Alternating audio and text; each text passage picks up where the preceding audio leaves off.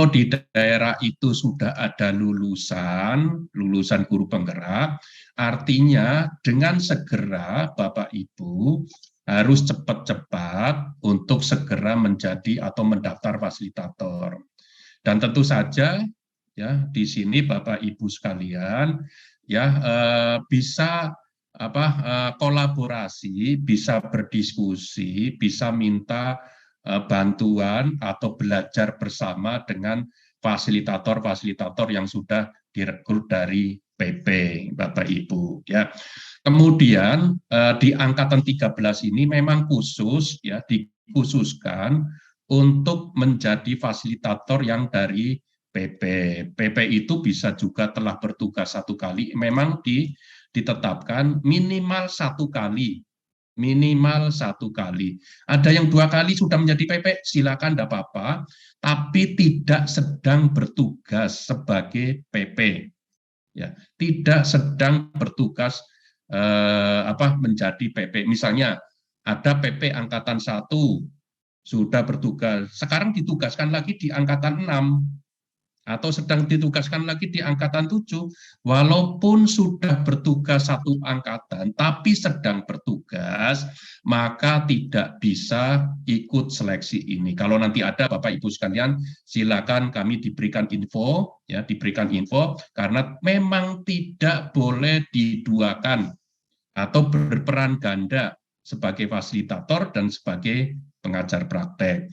Nanti Bapak Ibu sekalian, kalau sekarang sedang bertugas di angkatan 6 atau angkatan 7, nanti Bapak Ibu kalau ditugaskan lagi nunggu, lebih baik berhenti dulu, tidak ditugaskan, nanti nunggu sampai ada rekrutmen fasilitator, misalnya angkatan yang ke 15 misalnya. Itu karena kita akan segera juga membuka rekrutmen calon fasilitator angkatan yang ke-15, yang di situ tentu saja nanti akan direkrutmen dari yang paling utama adalah angkatan 5. Angkatan 5 kan sudah selesai penugasannya PP, itu juga segera akan ditugaskan atau direkrut untuk angkatan yang ke-9. Jadi Bapak Ibu sekalian pastikan tidak sedang menjadi PP atau bertugas lagi PP. Kemudian Bapak Ibu sekarang sedang dilakukan penyegaran PP. Ya. Jadi kalau Bapak Ibu sekalian sekarang lagi proses seleksi calon fasilitator angkatan 13, mohon tidak ikut penyegaran. Itu karena memang Bapak Ibu sekarang PP itu didorong menjadi fasilitator, dan PP ke depan itu memang nanti dijabat oleh guru penggerak, Jadi posisi Bapak Ibu sekalian, kalau mempertahankan sebagai PP, nanti suatu saat nanti juga akan tergeser juga Bapak Ibu. Jadi cepat-cepatlah ikut fasilitator.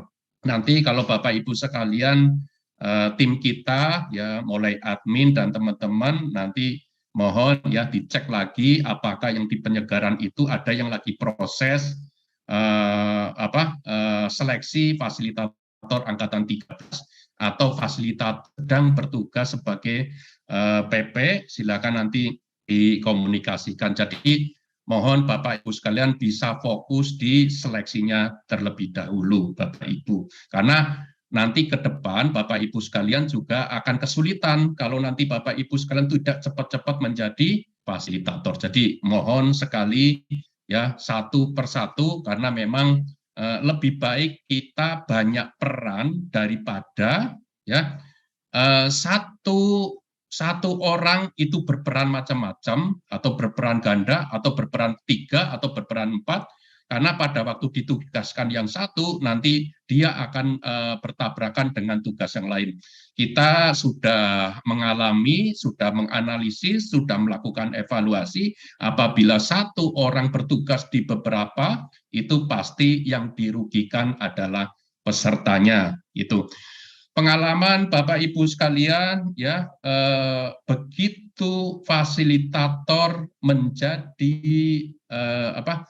PP menjadi fasilitator nanti akan lebih mudah sebenarnya karena tidak ada simulasi mengajar, tinggal melakukan wawancara dan nanti biasanya tim narasumber, tim instruktur juga merasa mudah ya karena mendampingi fasilitator yang dari pengajar praktek itu lebih mudah karena sudah pengalaman seleksi, sudah pengalaman pembekalan sehingga lebih mudah.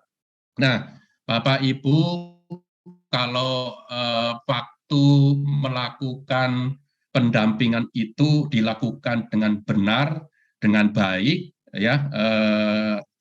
Oleh karena itu, kalau yang dilakukan dengan benar dan baik, insya Allah Bapak Ibu sekalian akan dipermudah. Karena tentu saja wawancara itu akan menggali potensi, motivasi apa yang sudah dikerjakan oleh Bapak Ibu, tentu saja selama menjadi pengajar praktek. Jadi apa yang sudah lakukan atau juga Bapak Ibu yang sudah menerapkan aksi nyata, walaupun sebagai PP, Bapak Ibu sekalian tidak diberi kewajiban melaporkan aksi nyata. Paling tidak Bapak Ibu sekalian, ilmu yang sudah didapatkan pada waktu pembekalan sudah diterapkan atau belum, atau hanya sekedar sebagai pengetahuan untuk mendampingi. Sebenarnya hal-hal seperti itu yang biasanya menjadi konsentrasi para asesor. Misalnya kalau Bapak Ibu sekalian begitu ditanya, diwawancarai, ya, terus mengatakan bahwa bagaimana penerapannya tentang disiplin positif, kalau dijawab saya akan. Nah, kalau akan itu belum dilakukan Bapak Ibu, ya. Atau jawabannya adalah tentang teori, mengambil teori-teori itu artinya belum melaksanakan. Oleh karena itu, Bapak Ibu sekalian silakan ya nanti Bapak Ibu sampaikan apa yang sudah dilakukan. Saya kira kalau sudah menjadi PP dulu sudah pernah melakukan, sudah punya pengalaman apa yang harus dilakukan pada saat wawancara. Tentu saja ini seleksi yang lebih detail lagi. Nah, PP ini saya tadi di penyegaran juga sudah sampaikan, PP ini adalah rekrutmen fasilitator. Ya, fasilitator itu karena PP itu ada yang dari guru, ada yang dari kepala sekolah, ada yang dari praktisi pendidikan, ada juga yang dari akademisi, Bapak Ibu. Semuanya itu berhak mempunyai kesempatan yang sama untuk menjadi fasilitator. Gitu. Nah, Bapak Ibu, tentu saja nanti kalau yang berasal dari guru, ya, yang berasal dari guru atau dari kepala sekolah yang belum CKS, ya, atau belum memiliki NRKS, itu akan diundang sebagai CGP rekognisi. Tentu saja kalau Bapak Ibu sekalian sudah lulus pembekalan atau lulus sebagai fasilitator. Ya. Saya sampaikan lagi, kalau Bapak Ibu sekalian sudah lulus sebagai fasilitator, seleksi fasilitator angkatan 13, khusus yang dari guru atau kepala sekolah yang belum NRKS dan memenuhi syarat sebagai calon guru penggerak, maka sifatnya akan diundang sebagai calon guru penggerak rekognisi. Pertanyaannya, Pak Kasiman, kalau saya itu kepala sekolah tapi sudah definitif, sudah NRKS, tidak bisa. Bagaimana kalau saya itu jadi akademisi, saya kan dosen, boleh rekognisi enggak? Tidak ada rekognisi untuk yang dari dosen, karena dosen masa akan jadi kepala sekolah. Praktisi juga seperti itu, hanya yang dari guru dan kepala sekolah yang belum NRKS. Tentu saja ketentuan-ketentuan itu nanti disesuaikan dengan persyaratan calon guru penggerak, ya, calon guru penggerak, ya. Pengalaman Bapak Ibu sekalian, CGP rekognisi itu kemarin sudah meluluskan di angkatan 5 itu, Bapak Ibu, itu lulus 100%. Dan CGP rekognisi Bapak Ibu itu luar biasa sekali karena yang bersangkutan itu begitu lulus calon fasilitator, yang bersangkutan punya 3 status, ya, apalagi nanti kalau lulus CGP rekognisi, status PP sudah lewat, nanti Bapak Ibu sekalian mendapatkan status sebagai fasilitator yang bisa digunakan terus-menerus. Kemudian yang berikutnya, kalau nanti lulus CGP rekognisi, maka Bapak Ibu sekalian akan mendapatkan sertifikat guru penggerak, artinya status sebagai guru penggerak. Jadi Bapak Ibu sekalian akan mendapatkan 3 status apabila Bapak Ibu sekalian lulus CGP rekognisi. Nah, CGP rekognisi otomatis sudah lulus fasilitator guru penggerak. Nah, Bapak Ibu itu nanti silakan Bapak Ibu konsentrasikan kepada seleksi ini, ya, seleksi ini, karena ini tahapan yang Bapak Ibu sekalian akan lakukan 1 kali jalan nanti sebagai fasilitator dan juga sebagai rekognisi. Bapak Ibu sekalian bisa komunikasikan kepada GP-GP yang sudah rekognisi seperti apa, ya, dan itu ternyata Bapak Ibu sekalian luar biasa sekali, kelulusan 100%, dan saya harapkan juga nanti Bapak Ibu sekalian bisa lulus 100%, ya. Nanti kita akan petakan siapa-siapa yang lulus CF angkatan 13 ini dan memenuhi persyaratan, karena kita punya datanya di SIM PKP mulai dari umur tidak lebih dari 50 tahun dan seterusnya. Jadi itu Bapak Ibu sekalian, ya. Nanti juga Bapak Ibu sekalian akan merasakan, ya. Ada juga Bapak Ibu dulu ada PP yang mendaftarnya bukan sebagai guru. Ini pengalaman Bapak Ibu. Walaupun nanti Bapak Ibu sekalian posisinya memenuhi persyaratan sebagai CGP rekognisi. Pengalaman di angkatan yang pertama Bapak Ibu, pada waktu mendaftar sebagai PP itu menggunakan akun lain atau menggunakan status lain. Yang bersangkutan itu guru, tapi mendaftarnya lewat praktisi.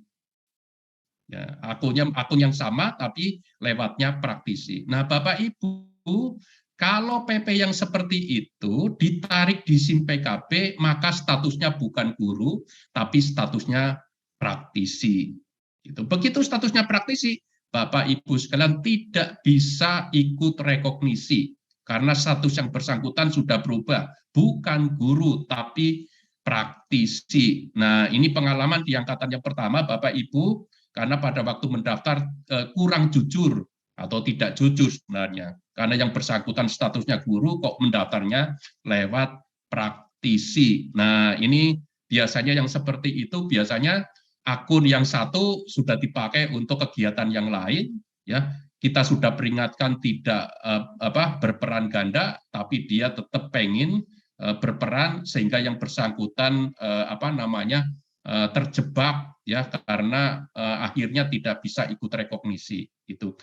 Nah, sebelum sebagai praktisi itu, ya, guru yang berperan sebagai praktisi itu dirubah SIM PKP-nya, maka tidak akan pernah ikut CGP. Oleh karena itu, hati-hati Bapak Ibu sekalian, kejujuran itu penting sekali, ya, karena Bapak Ibu sekalian segala sesuatunya dengan adanya IT, sebenarnya Bapak Ibu sekalian sekarang terekam data dan semuanya akan terekam. Jadi sangat hati-hati sekali Bapak Ibu sekalian kalau share atau memperbaiki data atau memasukkan data, itu penting sekali. Jadi saya kira itu Bapak Ibu sekalian, selamat mengikuti coaching klinik Bapak Ibu sekalian, ya.